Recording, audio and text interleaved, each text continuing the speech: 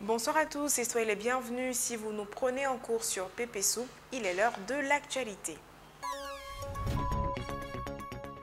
Jonathan, étudiant en mathématiques, a su faire face aux difficultés financières sur le campus en se lançant dans la vente de garba, une spécialité culinaire ivoirienne.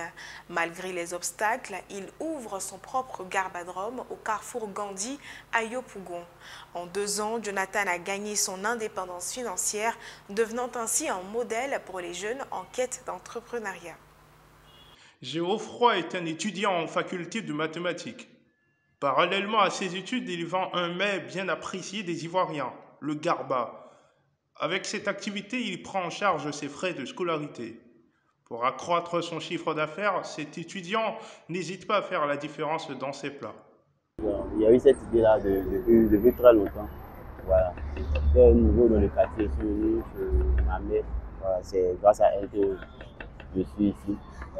Mais j'ai eu beaucoup d'amis, que ce soit avec les clients, j'ai tiré beaucoup de connaissances, voilà, beaucoup d'expérience. Et puis, beaucoup de personnes me sollicitent pour que je les aide à créer leur coin de garde. Je crois que cette activité-là ça permet d'avoir beaucoup de relations, beaucoup d'expérience aussi.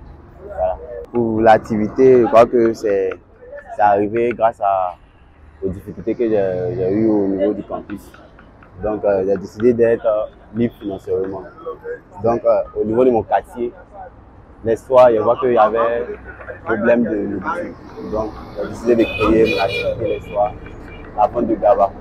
Ça fait maintenant près de 2 ans, bientôt 2 ans que je fais cette activité-là. Pour avoir une place, c'est très compliqué.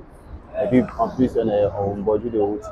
Mais avec la grâce de Dieu, avec la demande, Dieu a fait grâce, on a pu avoir cette place-là. Donc, c'est un peu ça. Sinon, c'est vraiment compliqué à Abidjan d'avoir une place. Si tu n'as pas un parent qui a un magasin où tu peux vendre devant, c'est très compliqué. L'étudiant attire de plus en plus de monde vers son garba. Il parvient tout de même à maintenir l'équilibre entre son activité et ses études. Un autre entrepreneur qui attire notre attention, il s'agit de Bamba Aboubakar, gérant de Binaté Service, un magasin de télévision d'occasion communément appelé France au revoir. Ces appareils sont principalement importés de France, des États-Unis et de l'Angleterre. Leur qualité leur vaut une survie de 8 ans au maximum. Bonjour, je me nomme Bamba Zanga Aboubakar, gérant du magasin Binaté Service, qui est spécialisé dans la vente des produits France au revoir. Voilà, ce sont des produits importés qui viennent de l'Occident. Voilà. Nous sommes situés à Yopougon, Koweït, en face du maquis All Star. Bon, le magasin Binaté Service existe depuis plus de 12 ans. Ouais, je dirais 12 ans. Voilà. Concernant aussi, souvent, il y a des clients qui viennent, ils disent non, quand ils viennent, il n'y a pas ça. On l'explique. Il y a des gens qui ne maîtrisent pas les télé au fait. Peut-être la branché HDMI dans 1 et puis la télé, on l'a mise à 2. C'est ça. Sinon, pour dire un grand problème, pour dire non, tu as payé, tu n'as pas déposé à la maison et puis c'est gâté. Non, non, on n'a pas encore eu ce problème-là. Nous avons la qualité de ces produits, comme je l'ai dit. Ces produits sont des produits de qualité. Voilà.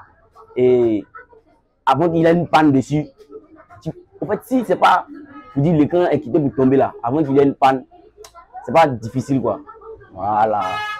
Ce sont des produits de très bonne qualité. Ça, je peux encore le répéter, ce sont des produits de très bonne qualité. Si quelque chose de, comme on le dit, d'après les Ivoiriens, deuxième main, mais ce n'est pas deuxième main, c'est France au revoir. Si ça a à peu près les mêmes prix que les neufs, c'est vous dire aussi la qualité du produit. Parce qu'un produit, on dit la qualité coûte cher. Ça, c'est juste. La qualité coûte cher parce que un produit, tu l'achètes, il peut faire 6 ans, 7 ans, 8 ans avec toi. Quand tu vois, tu peux mettre ton argent dedans.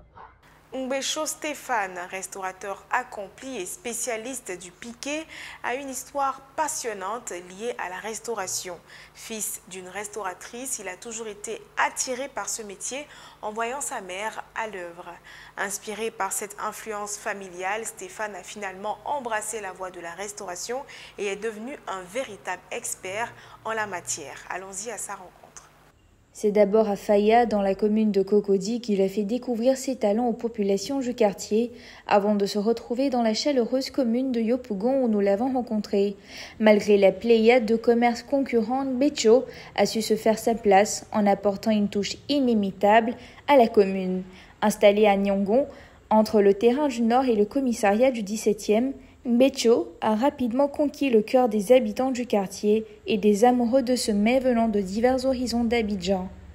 C'est quelque chose qui est inné, quoi, voilà. Donc moi, comme ça, j'ai pas appris chez quelqu'un. J'ai pas appris chez quelqu'un. Ça m'est venu en tête et puis j'ai commencé à faire. Donc, comme je disais, en fait, là, actuellement, comme les moyens ne sont pas comme je le veux actuellement, donc, mais malgré ça, je fais avec mes mecs moyens parce que je veux avoir plus que ça. Voilà. Animé par sa passion, Mbetcho invite chaleureusement les jeunes à embrasser le métier de la restauration. Il prône la valeur de l'héritage familial et encourage chacun à vivre de sa passion avec détermination et persévérance. PP News, c'est terminé pour ce soir. C'était tout pour aujourd'hui. Merci chers internautes de votre attention. À très bientôt.